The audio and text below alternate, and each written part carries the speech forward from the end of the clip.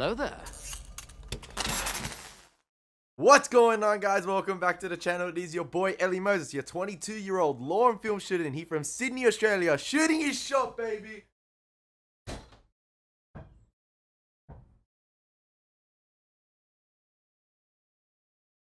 Freaking motherfucker! One day I'm gonna get that in. One day I will get it in. It is. Today we are up to episode 14 of Angel season 5, titled Smile Time. So yeah, we're going to waste no more time. We're going to get right into the reaction. That is what you are here for. Let's hope it is a banger. Season 5 has been pretty good so far. We've had a couple of gems in there, and the consistency has been really good. So yeah, let's waste no more time. Let's get right into the reaction. Let's have some fun. And in the words of the Buffyverse, let's slay this thing. Okay. This video is brought to you by Ralph Lauren. I'm joking. I got work after this. Let's get learning ABCs and 1, 2, 3, 4's everything from words to weather. No, Mom, I can't. That's right. Nah. Good, she's gone. This Muppet is Okay, gonna... Tommy, you know what to do. He's gonna Fat Albert the thing. Tommy, you should never break a promise. You don't want to be a bad apple, do you? Come on. You know Smile Time isn't free. Now get over here and touch it. That's what she said. I'm joking. I'm joking. I'm joking. I'm joking. That's it, Tommy. Come on. This is gonna be one of those creepy ones, isn't it? Oh. Poltergeist style. Yep. Oh, yeah. Good boy,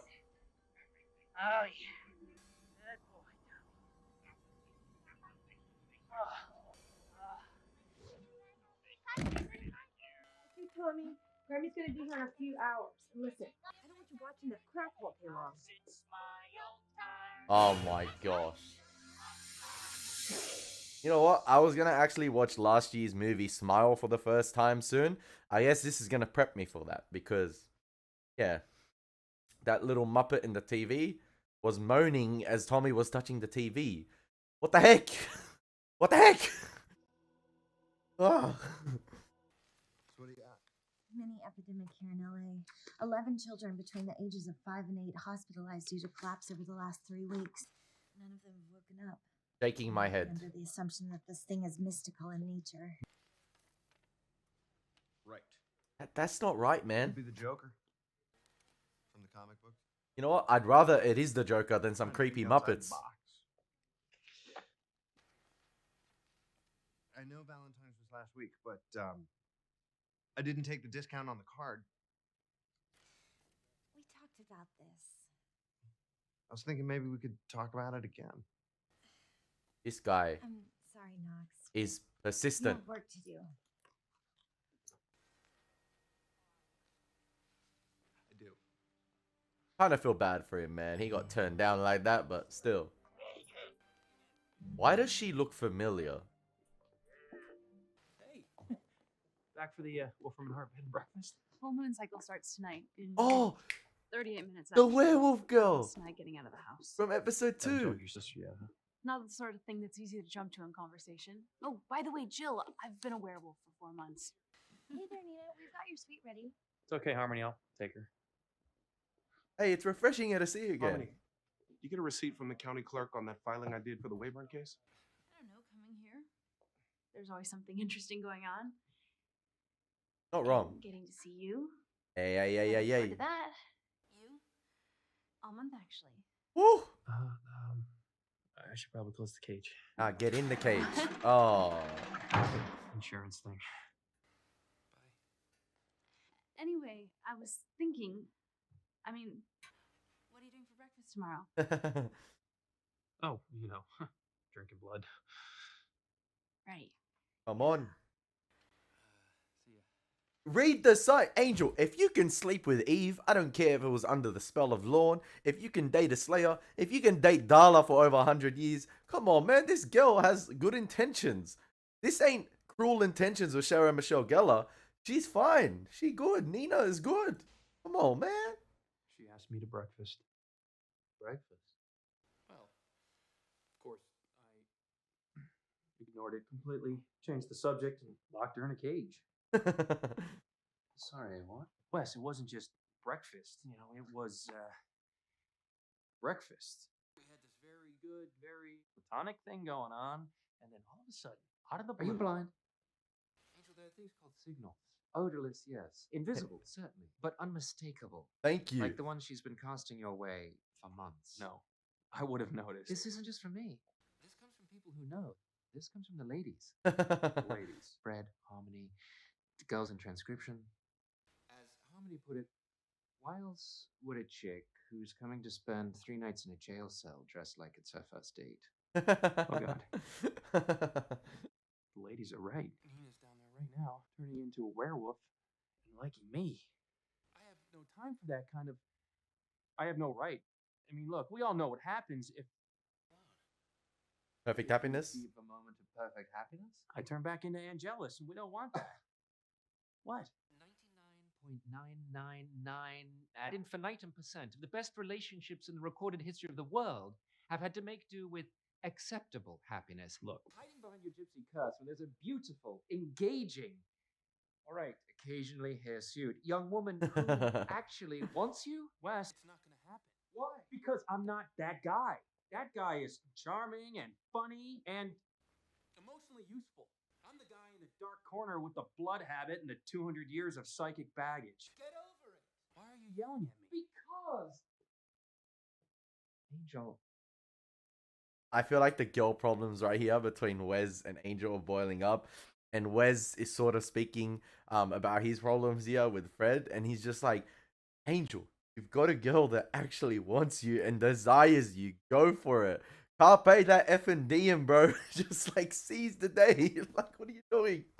And I get that, like, maybe I'm sensing not a little bit of, maybe a bit of jealousy from Wes, or just like frustration building up. And he's just like, what are you doing, man? You got a beautiful woman that's coming here monthly, obviously, to do a werewolf thing, that's clearly, you know, dressing up a notch, and really, really likes you. And then Wes obviously has had his fair issues with Fred and Knox, and it's a bit complicated in that area.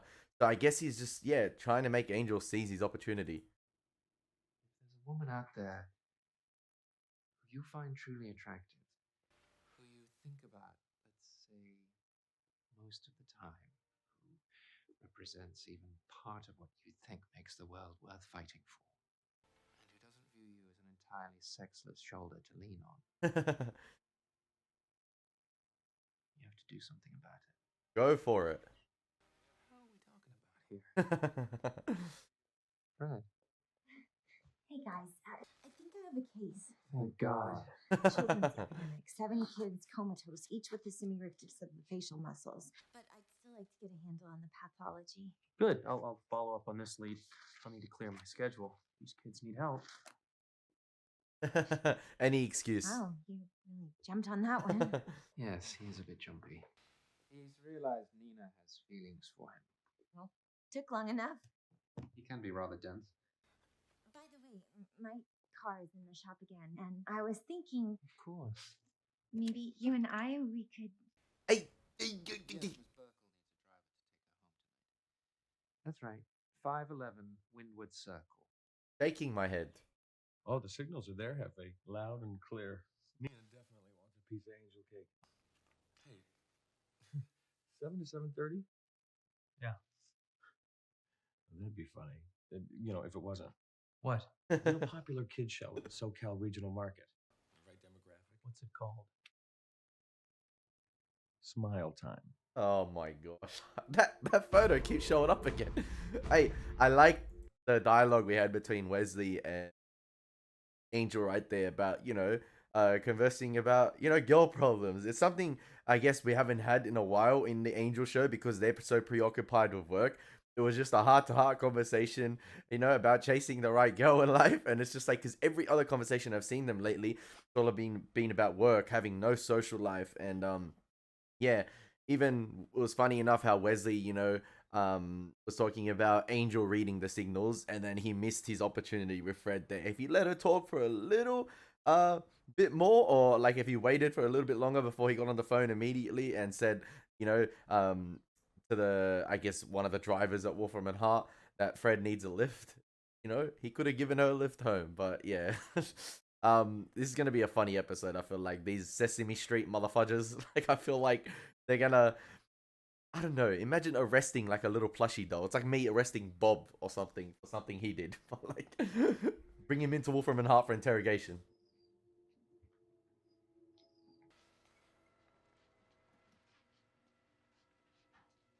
I reckon just bomb the place like the Watchers Council, and then we're good.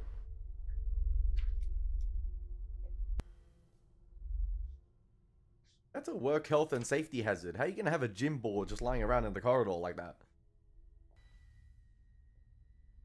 Okay, tracking shot with the camera following Angel. Oh! Distorting the camera angle a bit. I like it. I like it. That little tilt right there. And then again, as we move into like a medium shot on Angel. And even he looked dazed a bit with the camera.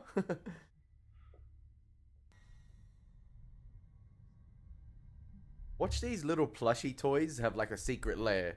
You're gonna be playing poker, have some underworld crime things.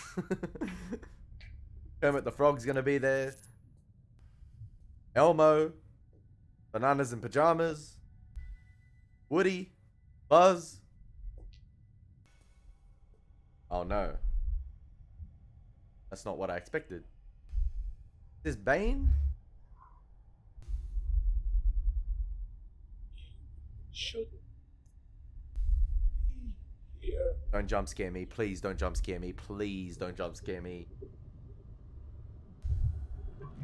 Why does that spaceship thingy majiggy look like the things in Arrival?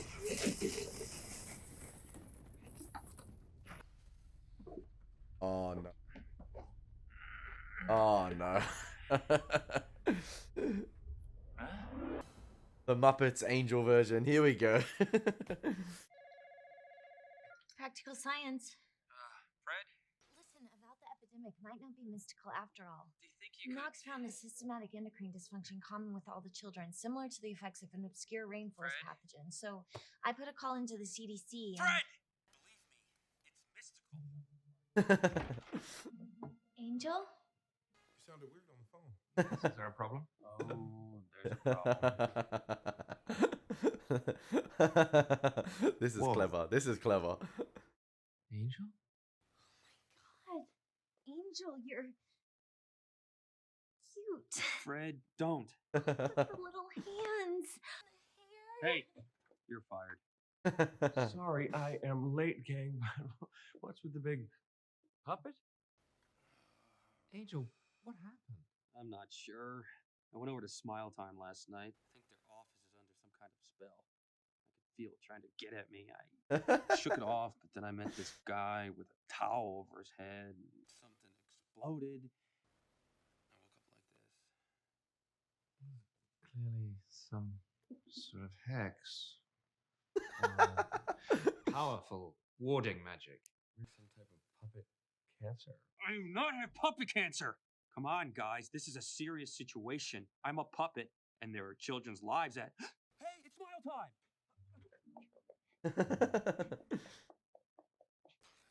Stupid plastic piece of crap! You know what I just pictured right there? I just pictured David Boreanaz in like the, I guess, studio room recording his audio. A stupid freaking remote, like just yelling. I can just picture him raging. And fantastic creative episode right here already. We're not even halfway through, but fantastic creative choice to turn Angel into a little puppet, like a Muppet looking like creature. Kind of reminds me of one of the episodes of Buffy, you know, we turned Buffy invisible and we had that, you know, unique creative, you know, just to add something different to the show. And there's always something different, Angel. But this episode's problem, I guess, is something different. We got Angel as a little Muppet, and it's a unique creative choice, and it's going to be interesting to see how all the characters react and interact with him. And you can already see they're already smirking and laughing, and it is amusing. But I wonder if it's going to, you know, switch the tone up a little bit and turn a little bit more serious, or they're just going to have fun with it this episode, because the things with the kids at the start was kind of creepy, but then obviously with Angel becoming the puppet, I think they might lend towards a more comedic tone, and then maybe switch it up to being more serious towards the end. Okay.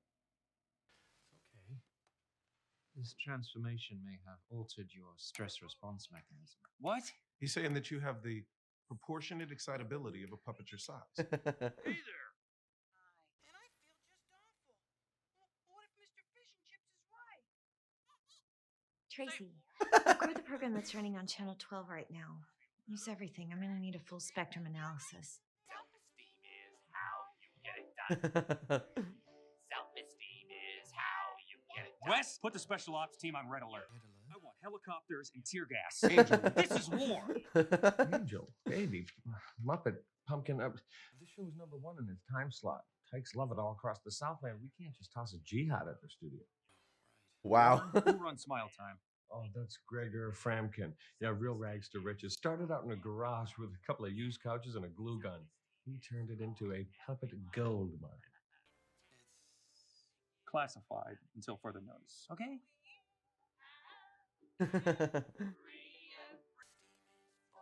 I kind of want him to interact with Nina like this. Dream and be any.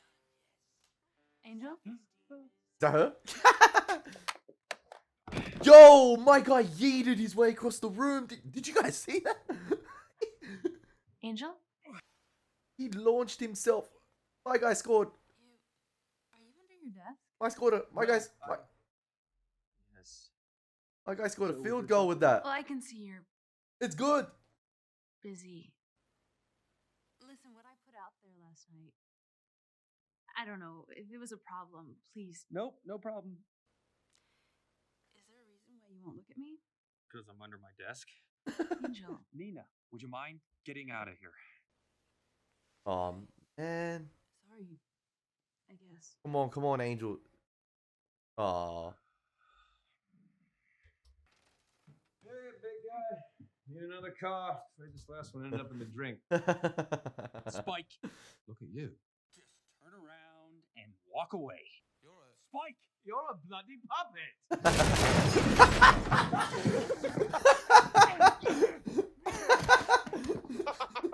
You're a wee little puppet man. Ow! Hey, that's enough. This reminds me of Ted and Mark Wahlberg. What the hell happened to you? You look ridiculous. get out of here, Spike. Oh my god, Angel, you're... Shut up.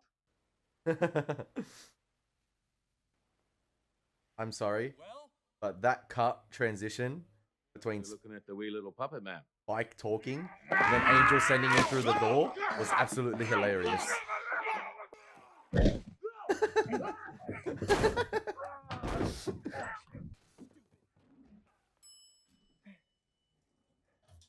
How Angel as a puppet gonna defeat yes, Spike? I'm a puppet. Doesn't mean you don't have work to do.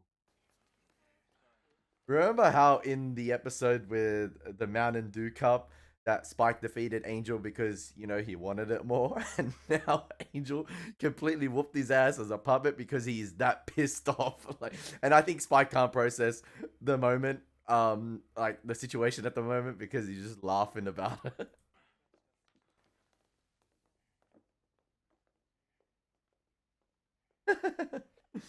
I wonder how Ernie, get my call list. they just a quick question, how they would have had the actors react to the dialogue, because obviously the dialogue is in sync with the puppet Angel moving its mouth, but in recording the scenes and the characters interacting with Angel, was someone, or was David Boreanaz there in the scene, like in the background, recording his lines and saying them so the actors could respond to the puppet, and then they just dubbed it over after? I'm guessing that's how it's done, because unless the actors had sort of expert timing and pauses while the puppet obviously mouthed but wasn't saying anything, and then they added the audio in after, or there was someone on scene, like behind the set, obviously behind the cameras, had David Boreanaz saying his lines, and then they just perfected it after. Spike needs a car.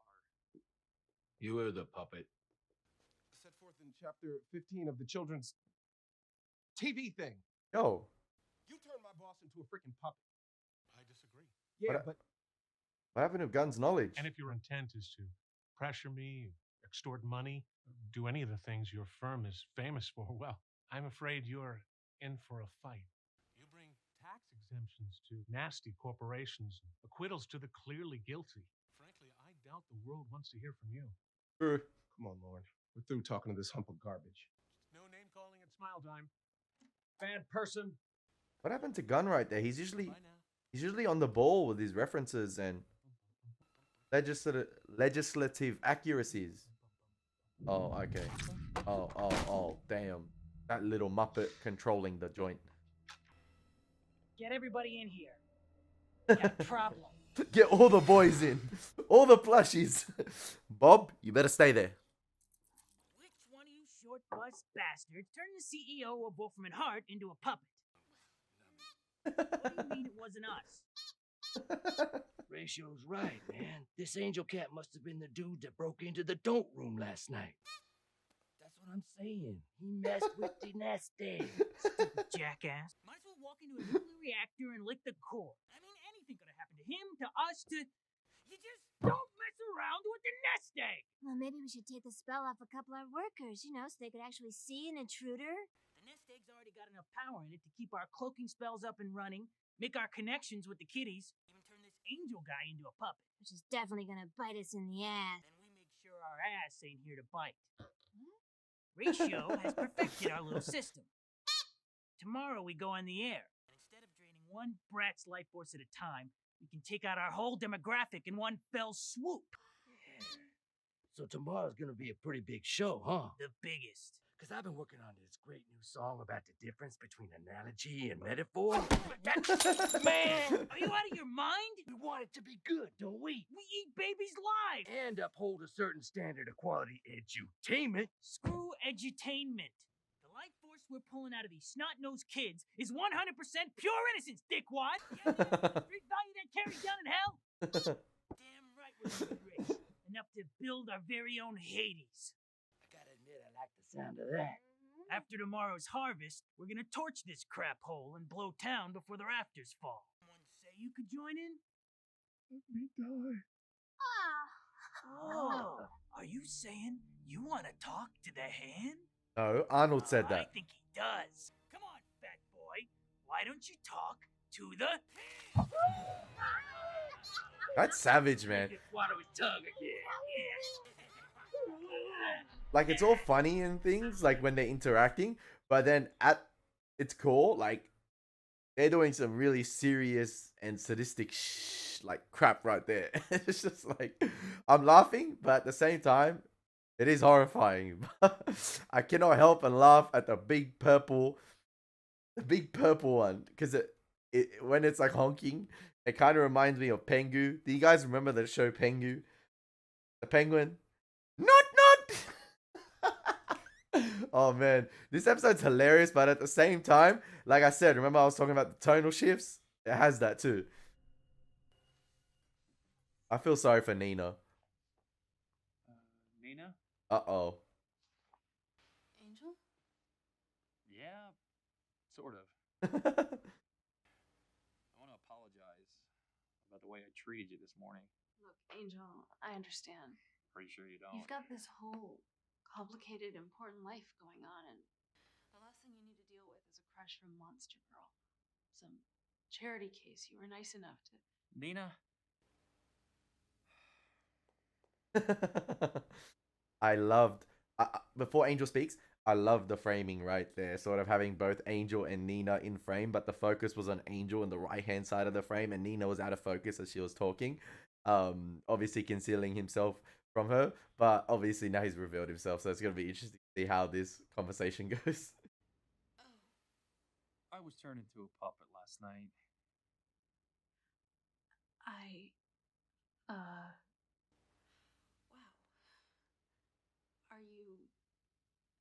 Are you okay? I'm made of felt. And my nose comes off.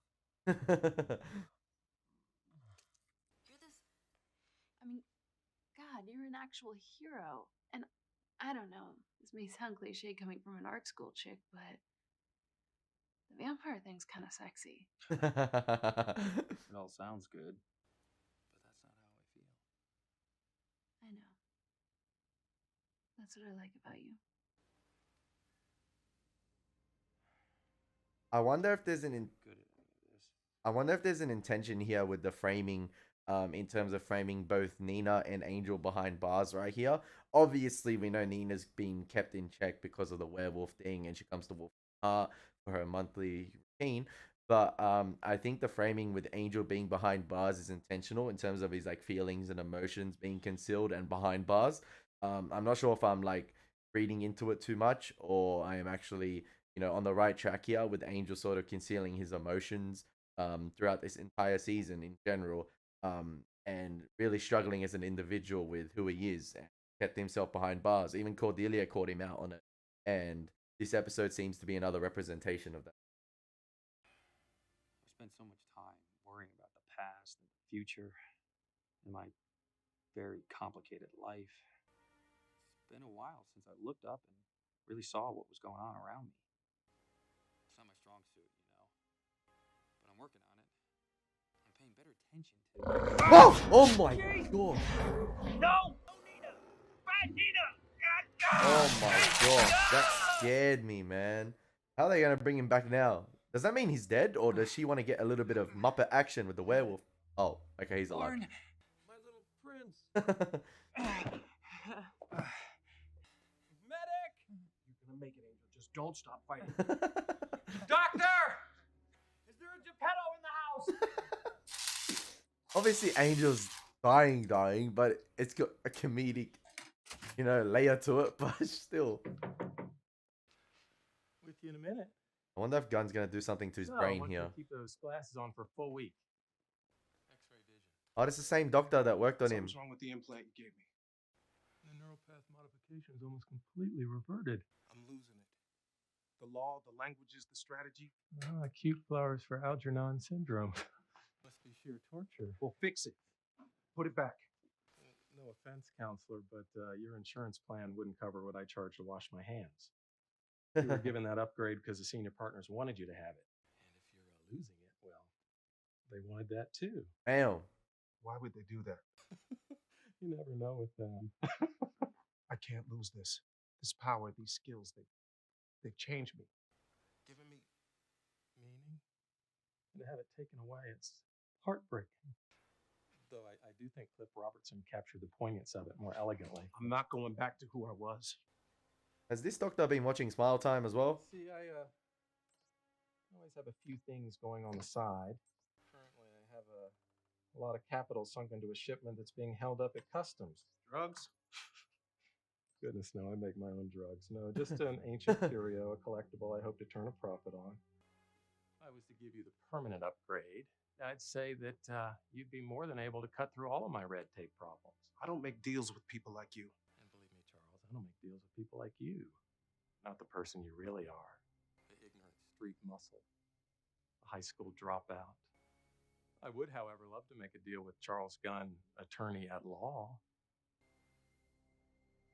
And now it's time for Action Math News. See, I didn't expect this episode to be layered with so many things. Obviously, the Muppet thing, I feel like it's not the main attraction. Yeah, it's amusing, but the character interactions on the side are what needs to be focused on. Because I feel like this issue, as clever as it is, as well executed as it is, I feel like it's a bit of a distraction from all the character development that's going on. We see Gunn making a really definitive choice right here, because clearly it seems like right there that the senior partners intended his knowledge to be, I guess, temporary, and it was fading away, and now he's making a permanent deal with the doctor.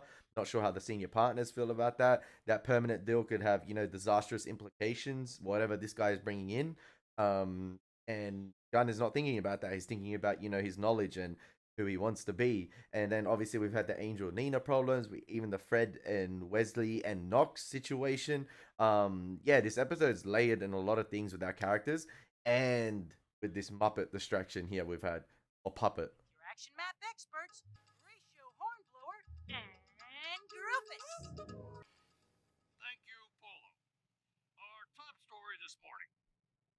2 plus 2 is 4. And in related news, 4 plus 4 is 8. To the art of a swing, and even in the length of the yo-yo string, there's a little bit. Something, I feel like Knox is up to something here.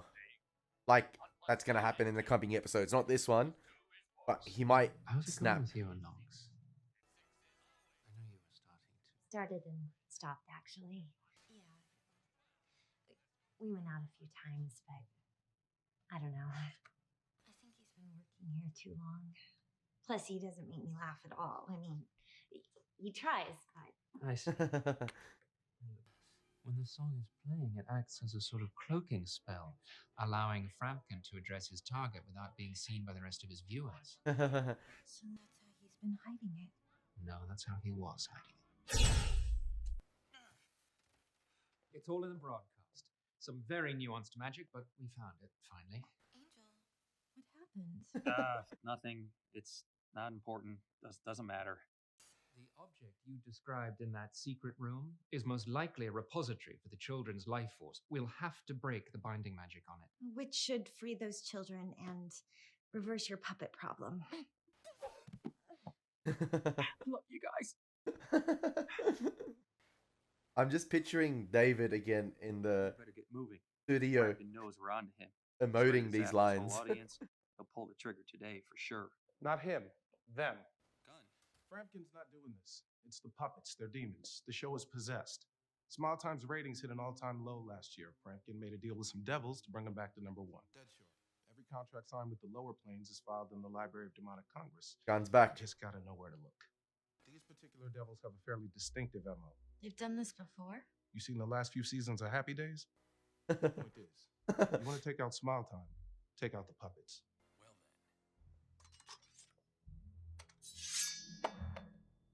Let's take out some puppets. I'm surprised he could carry that. Come on, have the shot at Angel leading him from the bottom. Come on, yes. He's angry. Can we have Puppet Angel for a while? I mean, we had Angelus for 4 or 5 episodes in season 4. Let's keep Puppet Angel for like another 4 or 5 episodes. Get up. Come over here. Wait, are the kids going to be watching the show and Angel's going to storm the set and just take out the joint? That would be hilarious. Let it go. Oh, no. Let it all go. After all, it's smile time. No, it's not. Oh, yeah, he is. It's time to kick your ass all the way back to hell. You. Hey, man, you're ruining the show. It's a full-scale attack. Ratio, the nest egg.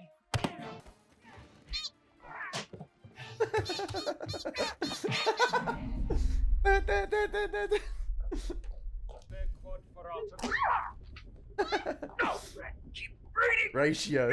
What a name.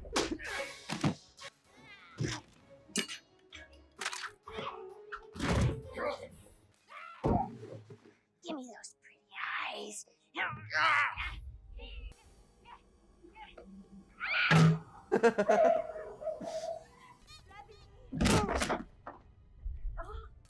I can't stop laughing at the noise this thing makes. Oh no. I'm gonna tear you a new puppet hole, bitch. You got a little demon in you. I got a lot of demon in me. Oh, that's mad. That is mad. Come on. That is mad.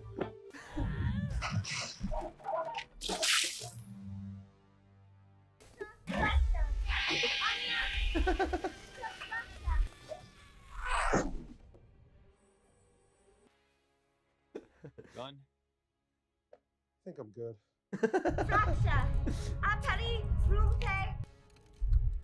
The violence they just did to those puppets replicates the violence in season 5. It wasn't bloody, but you could tell they ripped this. What's going on in there? Nothing. Just watching TV. I wonder if she even remembers the puppet ain't waking up. Oh my god. Oh no, yeah, she does. She does. She probably thought I she. hate him.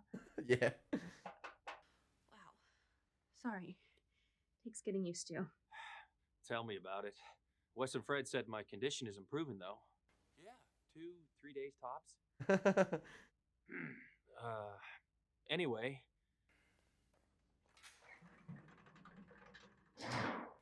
What are you doing for breakfast? What do puppets eat? Let's find out.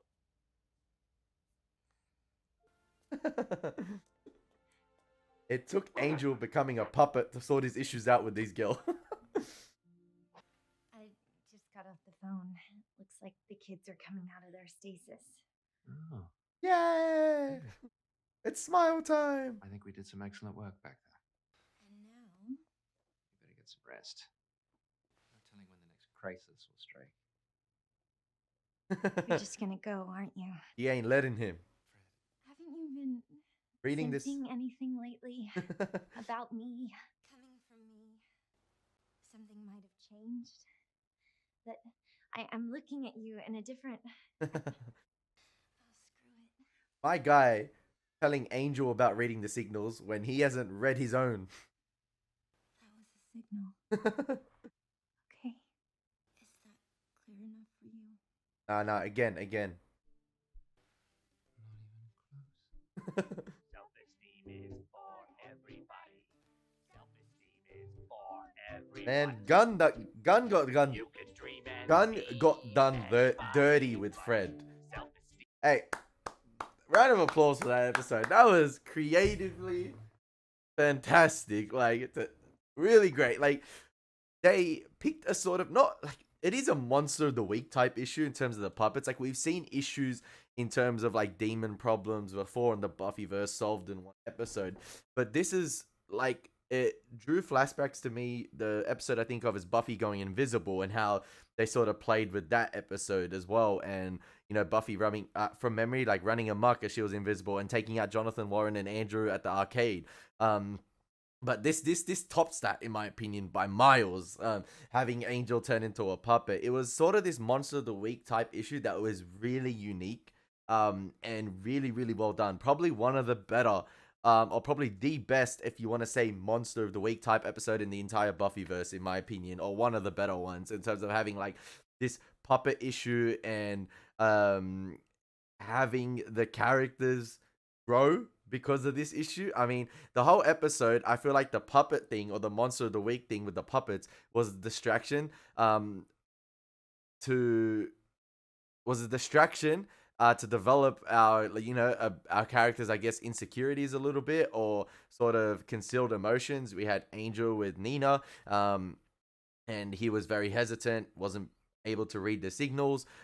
Fred and Wesley, obviously, you know, hinting a little bit about Knox and how that's going to impact him and Fred's relationship in the future. You had Gunn as well. You know, his relationship has gone far beyond what we saw with Fred, and I think season 3 and 4, he's just so hell-bent now on keeping his, you know, gift he's had and being different from, you know, the muscle, and he made a deal with the devil, basically. I mean, I'm not sure if he's going to tell the crew about, you know, his situation in terms of his condition fading away, and he sort of repaired that by making a deal, and he didn't even think about the implications of that deal, because as you saw at the beginning of the episode, the guy sort of, I think it was Framkin, when he talked to Lorne and Gunn about, you know, I make kids smile and you guys basically get people that are guilty acquitted. And Gunn probably thought to himself, oh yeah, what's one more deal with the doctor and getting his shipments in or whatever? What's that gonna make a difference? We've let so many people off. We defend evil clients. Like, he probably thought that way, in terms of like getting his powers back is probably bigger, or it's probably more important than basically what the doctor is going to do, and that will help more in the long run. But you never know what the doctor's real intentions are. I mean, the Buffyverse does a great job at making, you know, characters that you think are not that important again, and the doctor could have a, you know, bigger connection to the powers that be, or his shipments that he's bringing in would have a disastrous impact in the following episodes. Or I'm just reading too much into it, and it's just one of those deals that Gunn cut to obviously get his power back. And, you know, it could be for the better, because Gunn knowing all that knowledge is very, very, very, very handy. And yeah, it was a fantastic episode nonetheless. You know, that serious tone blended with the comedy of the puppets. Spike's interaction with Angel was fantastic. But like I said, the humor was there for a little bit, but then I think the episode was mainly dealing with the relationships with our characters and their interaction. It was sort of like the puppet was a way to get Angel's, emotions with Nina. Not exposed. I'm jumbling my words here so much. I'm not gonna say any more about it, but you get what I'm trying to say. I said it before with Angel being behind bars in terms of revealing his emotions to Nina, and then Fred and Wesley obviously coming together. I think they're a thing now. They're confirmed. And Angel and Nina, is Nina gonna have more, I guess, appearances this season? You never know. I'm excited to see what's gonna happen because it seems like this might be the beginning of another fantastic string of episodes. But hopefully you guys enjoyed my reaction to episode 15. Oh no, 14 of 15? 15, is it 15? I think it's 15. 14 of Angel season 5, titled Smile Time. Yeah, really enjoyed that one. It was really funny and just fantastic. Take care. God bless. Been your boy Elie Moses, and peace.